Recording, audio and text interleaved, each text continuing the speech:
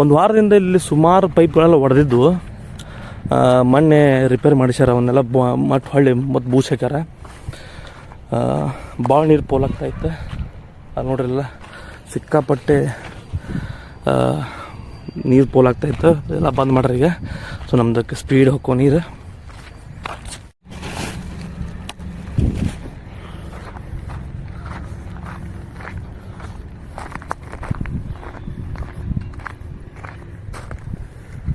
ಚಲೋ ಇಲ್ಲ machine, ಏನಾಗ್ತ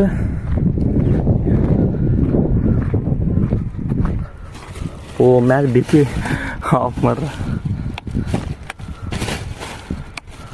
okay, ಇವಾಗ ಸ್ಟಾರ್ಟ್ ಆಗಿರ್ತೈತಿ.